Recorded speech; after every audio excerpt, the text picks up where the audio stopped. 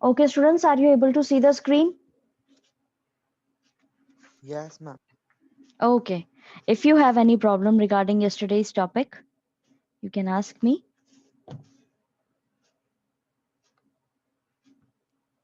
किसी को कोई भी दिक्कत आई हो कल जो हमने पढ़ा था तो आप लोग अभी पूछ No, सकते ma'am, no problem.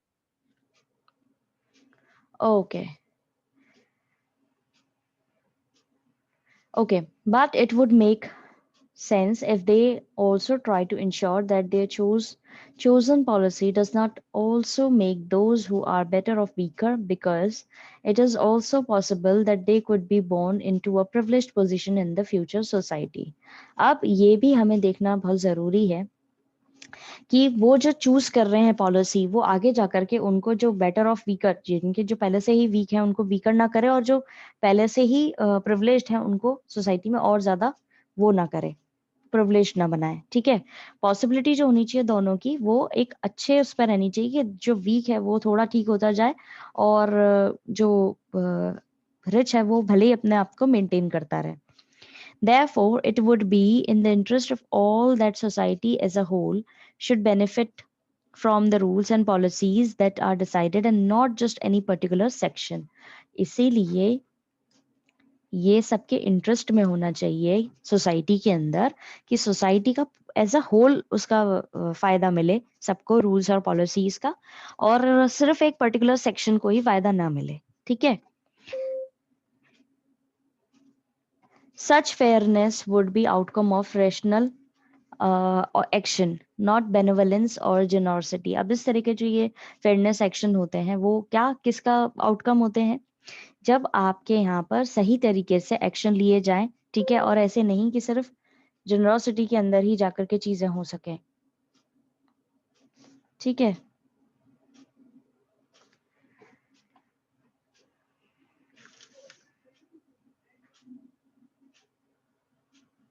Wait a minute students.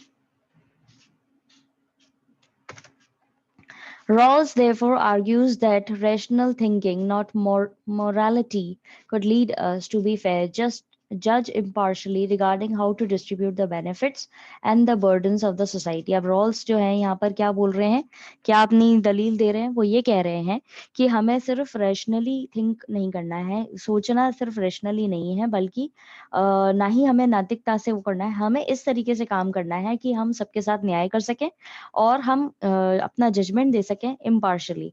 ठीक है. बिना पार्शलिटी दिखाते हुए तरीके से हम अपना जजमेंट दें और डिस्ट्रीब्यूट करें सबको बेनिफिट्स, और हमारी सोसाइटी के ऊपर बर्डन्स जो है वो भी डिस्ट्रीब्यूट प्रॉपरली हो. ठीक है. जो सब अपने तरीके से उसको झेल पाए. In his example, there are no goals or norms of morality that are given to us in advance, and we remain free to determine what is best for ourselves. और एग्जाम्पल के तौर पर हम यहाँ पे समझ सकते हैं कि हमारे यहाँ तो कोई गोल्स नहीं है, कोई नॉर्म्स नहीं है, रूल्स नहीं है मोरालिटी को लेकर के, जो हमें शुरुआत में ही दे दिए जाएं, या हम उनसे बिल्कुल फ्री हो जाएं अपने आप को अच्छा बनाने के उसमें. ठीक है. It is this believe which makes Rawls theory an important and compelling way to approach the question of fairness and justice. और ये सबका विश्वास है कि रॉल की जो थ्योरी है वो बहुत इंपॉर्टेंट है, और उसको माना जाता है कि ये एक तरीका है जिससे हम अपने जो ये क्वेश्चन उठता है कि हमें किस तरीके से फेयरनेस और जस्टिस दिखानी है, उसको फॉलो अप करने का ये अच्छी अप्रोच दे रहे हैं. इस टॉपिक के अंदर किसी को कोई दिक्कत आई है तो आप लोग पूछ सकते हैं.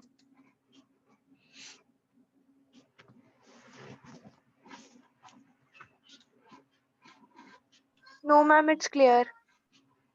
बाकी बच्चे भी जवाब देंगे. No, ma'am, it's clear. You can use the chat option to respond.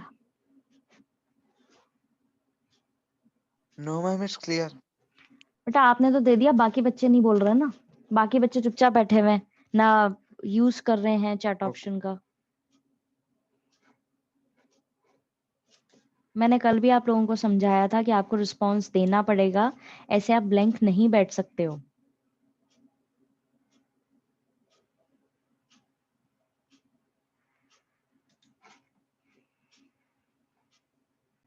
Pursuing social justice.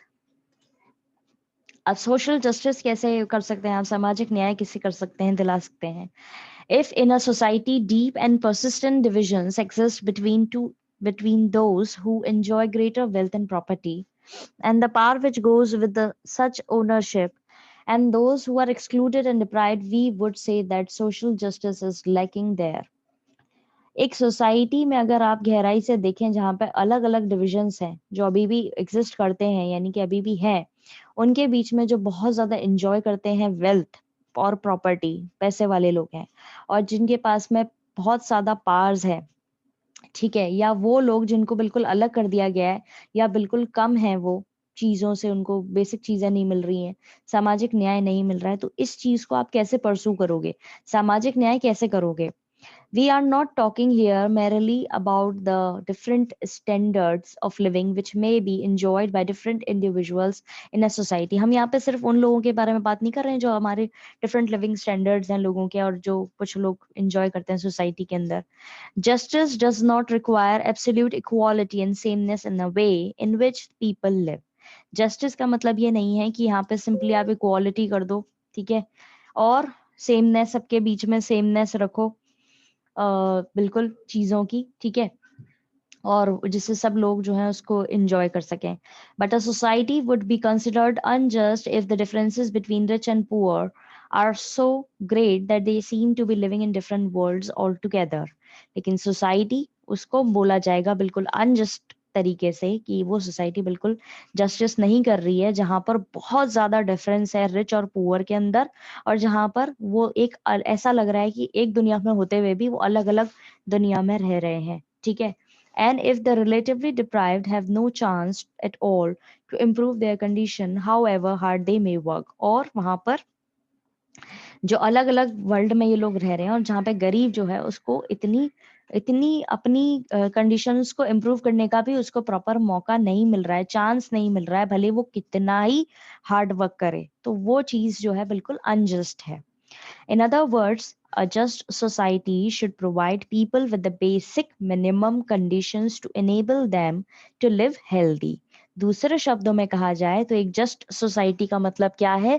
जो बेसिक चीजें प्रोवाइड कराए लोगों को, मिनिमम कंडीशंस तो प्रोवाइड कराएं जिससे वो एक स्वस्थ जीवन जी सकें, एंड सिक्योर लाइव्स, और अपनी जीवनों को सेफ सिक्योर तरीके से जी सकें, एंड डेवलप देयर टैलेंट्स, और साथ ही साथ अपने टैलेंट्स को भी डेवलप कर सकें, as well as equal opportunities to pursue their chosen goals in a society. अपने टैलेंट के साथ साथ वो उनको इक्वल मौके भी दिए जाएं जिससे वो अपनी इच्छा के अनुसार जो उन्होंने अपनी समाज के अंदर अपनी जो गोल्स रखे हैं अपने जीवन के, वो उसको अचीव कर पाए. ये है दूसरे शब्दों में कि हमें जस्टिस किस तरीके से करना है. समझ में आया? किसी को कोई दिक्कत? जस्ट सोसाइटी क्या होती है? No ma'am. समझ में नहीं आया? वापस समझाऊं? आ गया आ गया. ओके. मैम ये लाइन वाला समझा दो, नीचे सेकंड लाइन बस. Secure lives and develop their talents, उनको मौका दिया जाए कि वो अपनी जीवन को सेफली जी सकें, उनको कोई हार्म नहीं हो, अपने टैलेंट को डेवलप कर सकें, साथ ही साथ उनको जो वो अपना टैलेंट है उसको दिखाने का या उसको पूरा करने का उनको मौका दिया जाए, और उन्होंने अपने जीवन में जो गोल सेट कर रखे हैं, जो उनके एम्स हैं, उसे भी सोसाइटी के अंदर अचीव कर पाए. अब समझ आया? Yes ma'am. Yes ma'am. Okay. How can we decide what are the basic minimum conditions of life needed by the people? अब हम ये कैसे डिसाइड करेंगे कि कौन सी कंडीशन, मिनिमम कंडीशंस हमें लोगों को देनी है या लोगों के द्वारा जरूरत होती है उन चीजों की? Various methods of calculating the basic needs of people have been devised by different governments and by international organizations like the World Health Organization. अब कई सारे मेथड्स हैं जिनसे कैलकुलेट किया गया है, जिससे अंदाजा लगाया गया कि बेसिक जरूरतें क्या होती हैं लोगों की, अलग अलग सरकारों के द्वारा ये किया गया, और कुछ तो इंटरनेशनल ऑर्गेनाइजेशन जैसे WHO जो है उनके द्वारा भी ये किया गया है. But in general, it is agreed that the basic amount of nourishment needed to remain healthy, housing, supply of clean drinking water, education, and a minimum wage would constitute an important part of these basic conditions. लेकिन general तरीके से ये agree किया गया है कि एक basic amount जो है नरिशमेंट का, कि कितना नरिशमेंट आपको देना है किसी को नर्चर करने के लिए, किसी को जीवन जीने के लिए, बेसिक चीजें जो है वो क्या है, ये सब लोग एक जनरल चीज में अग्री कर रहे हैं। वो ये है कि आपको हेल्दी रहना है, उसके लिए मतलब कि कोई भी व्यक्ति हेल्दी रहे, उसको हाउसिंग यानी उसको प्रॉपर घर मिले, सप्लाई मिले, साफ पीने के पानी की, एजुकेशन मिले, और एक बेसिक मिनिमम वेज जो है वो भी सेट किया गया है जिससे वो उसकी बेसिक कंडीशंस जो है उसको पूरा कर पाए। ठीक है, इंपॉर्टेंट हिस्सा है ये सारी चीजें। तो क्या क्या पॉइंट्स आ गए इसमें नरिशमेंट के? हेल्दी रहे, हाउसिंग रहे, सप्लाई रहे, साफ पानी की, एजुकेशन मिले और बेसिक सैलरी मिले। ये सारी चीजें क्या है, बेसिक कंडीशन मानी गई हैं किसी भी व्यक्ति के लिए समाज में ग्रो करने के लिए। समझ में आया? Yes, ma'am. Okay, cool. Providing Yes, ma'am. okay. Yes, ma'am. Providing people with their basic needs is considered to be one of the responsibilities of a democratic government. अब ये जो बेसिक नीड्स हैं, ये लोगों को बेसिक नीड्स जो दे ही रहे हैं, ठीक है, ये क्या मानी जाती है? सबसे बड़ी जिम्मेदारी मानी जाती है किसी भी जनतंत्र वाली सरकार की, डेमोक्रेटिक गवर्नमेंट की। यानी ये किसकी रिस्पॉन्सिबिलिटी है? सरकार की रिस्पॉन्सिबिलिटी है basic. However, providing such basic conditions of life to all citizens may pose a heavy burden on governments, particularly in the countries like India, which have a large number of poor people. अब ये सारी basic conditions जो हैं जीवन जीने की, सारे citizens को एक नहीं मिल पाती हैं और ये सरकार के ऊपर एक बर्डन की तरह बन जाती है। और किस तरह के देशों में ये चीज सरकार के ऊपर बर्डन बन जाती है? इंडिया जैसे देशों में ये सरकार के ऊपर बर्डन बन जाती है, क्योंकि यहाँ पर बहुत ज्यादा नंबर में गरीब लोग रहते हैं और यहाँ की सरकार जो है, भले वो किसी की भी सरकार हो, वो गरीबों तक पहुंच नहीं पा रही है और ये पूरी तरह से फुलफिल नहीं हो पा रहा है। Even if we all agree that states should try and help the most disadvantaged members of the society to enjoy some degree of equality with others, disagreements could still arise regarding the best methods of achieving this goal. भले ही हम agree कर जाएं कि हाँ state को काम करना चाहिए और लोगों की मदद करनी चाहिए, उन लोगों की मदद करनी चाहिए जो बेसिकली डिसएडवांटेज्ड हैं सोसाइटी के अंदर, उनको पूरा फायदा नहीं मिल रहा है और उनको इक्वालिटी मिलनी चाहिए बाकी लोगों की तरह ही, लेकिन फिर भी कई सारे डिसएग्रीमेंट्स यानी कि लोग बाग डिसएग्री करेंगे कि कौन से मेथड सही रहेगा जिससे हम इस गोल को अचीव कर सके और कौन सा नहीं रहेगा। A debate is currently going on in our society. एक बहुत ही बड़ा वाद विवाद जो है हमारी सोसाइटी में अभी भी चल रहा है, as well as in other parts of the world, और उसी तरह दूसरे साथ ही साथ दुनिया के दूसरे हिस्सों में भी, about whether promoting open competition through free markets would be the best way of helping the disadvantaged without harming the better of members of a society, or whether the government should take on the responsibility of providing a basic minimum to the poor.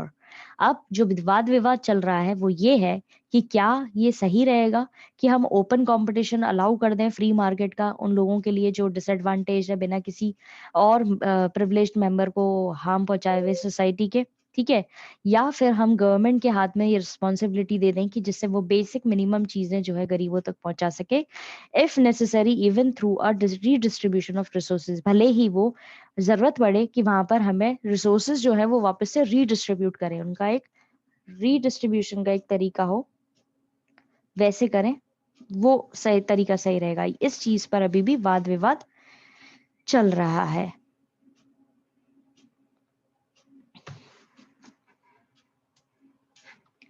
In our country, these different approaches are being supported by different political groups who debate the relative merits of different schemes for helping marginalized sections of the population, such as the rural or urban poor. अब यहाँ पर क्या हो रहा है, हमारे इस देश के अंदर कई डिफरेंट अप्रोचेस लगाई जाती हैं जहाँ पे सपोर्ट करते हैं उनको अलग अलग पॉलिटिकल ग्रुप्स जो है वो सपोर्ट करते हैं, यानी अलग अलग मेथड्स जो हैं वो लगाए जाते हैं जिनको अलग अलग पॉलिटिकल पार्टी सपोर्ट करती हैं। फिर वो डिबेट करती हैं कि कौन से फायदे जो हैं वो सही हैं उस स्कीम के, जो लोगों को मदद करेंगे, कौन से लोगों को, मार्जिनलाइज सेक्शन को, जो हमारी सोसाइटी के अंदर मार्जिनलाइज लोग हैं उनको उनको हेल्प करेंगे, जिससे हमारे यहाँ की जो रूरल पॉपुलेशन और रूरल पुअर और अर्बन पुअर जो है वो अपने आप को सही कर पाए।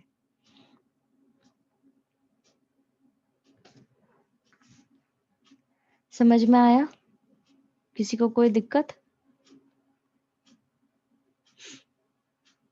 No, ma'am, it's clear. Okay.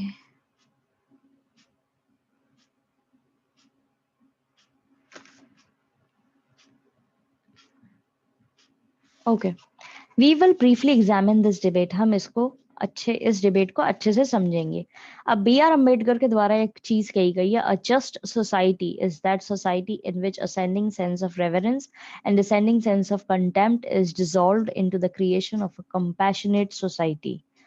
अब इनके हिसाब से जस्ट सोसाइटी क्या है? एक ऐसी सोसाइटी जहां पर रेवरेंस का जो सेंस है, रेवरेंस का सेंस है मतलब एक ऐसा सेंस, एक ऐसी चीज जहां पर हमें डीप रिस्पेक्ट देना है किसी व्यक्ति को,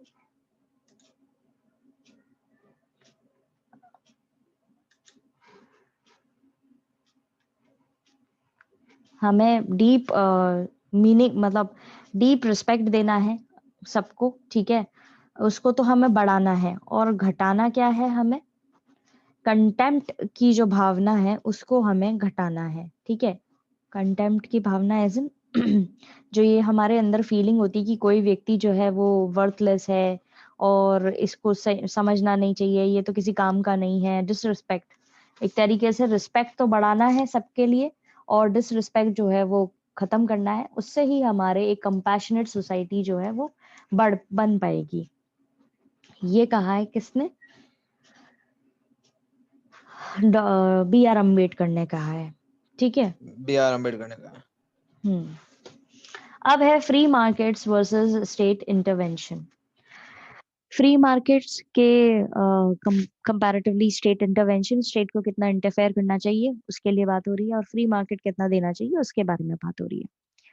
Supporters of free markets maintain that as far as possible, individuals should be free to own property and enter into contracts and agreements with others regarding prices and wages and profits.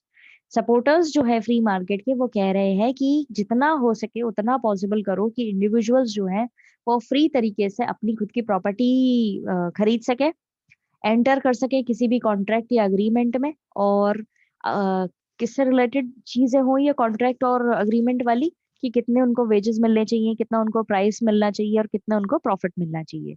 जो supporters हैं free markets के वो ये चीज कह रहे हैं। They should be free to compete with each other to gain the greatest amount of benefit। और इनका मानना ये भी है कि उनको आपस में कंपटीशन करने के लिए फ्री कर देना चाहिए, ठीक है, जिससे वो कौन सबसे ज्यादा बेनिफिट मिल रहा है, किसको किसको ज्यादा फायदा मिल रहा है, उसके लिए उनको आजाद कर देना चाहिए। This is a simple description of a free market. ये बहुत ही आसान डिस्क्रिप्शन है फ्री मार्केट का, ठीक है। ये जो अभी तक हमने ऊपर पढ़ा है ना, ये है फ्री मार्केट का description. Supporters of the free market believe that if markets are left free of state interference, the sum of market transactions would ensure overall a just distribution of benefits and duties in society.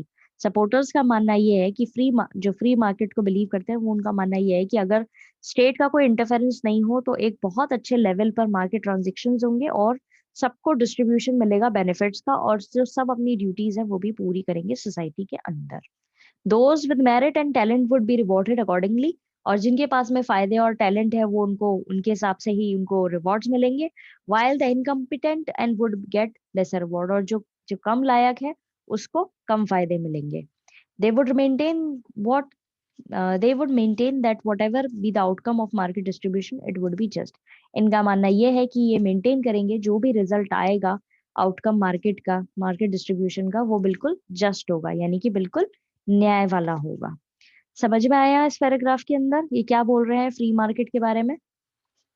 Yes ma'am. कि Yes, सरकार ma'am. के ऊपर जो वो सरकार वो लगाती है ना, स्टेट गवर्नमेंट जो होती है वो रूल्स और रेगुलेशंस लगाती है कि भाई आपको ये लाइसेंस लेना होगा और ये चीज करनी होगी, बेसिक तरीके से ये प्रोसीजर फाइल करना होगा, फॉलो फॉलो अप करना होगा, ये सब चीजें हटा दो, सबको फ्री कंपटीशन करने दो। किसी को रेस्टोरेंट खोलना है, किसी भी तरह का रेस्टोरेंट खोले, किसी को स्कूल खोलना है, किसी भी तरह का स्कूल खोले, किसी भी तरह की पढ़ाई हो, कोई रूल्स और रेगुलेशंस नहीं होने चाहिए स्टेट के। ये है इनका कहने का तरीका। और इससे क्या होगा, इससे फ्री मार्केट से फ्री डिस्ट्रीब्यूशन होगा।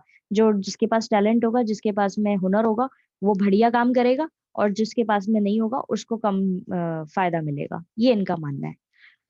However, not all free market supporters today would support absolutely unregulated markets. लेकिन आज के जमाने में जो फ्री मार्केट सपोर्टर्स हैं वो पूरी तरीके से इस अनरेगुलेटेड मार्केट को फॉलो अप नहीं करेंगे, वो सपोर्ट नहीं करेंगे। Many would now be willing to accept certain restrictions. और कई लोग जो है वो क्या एक्सेप्ट करने के लिए राजी रहेंगे कि उनके ऊपर कुछ पाबंदियां लगे। For example, states could step in to ensure a basic minimum standard of living to all people so that they are able to compete on equal terms. State अगर इंटरफेयर करती है और रिस्ट्रिक्शन लगाती है कि भाई बेसिक स्टैंडर्ड सेट करती है कि भाई इतना तो लोगों को मिलना ही चाहिए और इसी लेवल पर उनको compete करना चाहिए, तो वो सही रहेगा. But they might argue that even here, the most efficient way of providing people with basic services might be to to allow markets in healthcare, education and such services to develop. लेकिन यहाँ पर भी लोग बाग argue बहस कर सकते हैं इस चीज पर कि कौन सा सबसे अच्छा एफिशिएंट तरीका है जहाँ पर लोगों को बेसिक चीजें प्रोवाइड कराई जा सके, जिससे उनको अलाउ किया जा सके कि वो हेल्थ केयर के मार्केट में उतरे, एजुकेशन के मार्केट में उतरे और इस तरह की सर्विसेज को वो डेवलप कर सके. इन अदर वर्ड्स, दूसरे शब्दों में कहा जाए तो private agencies should be encourage to provide such services while state policies should try to empower people to buy those services.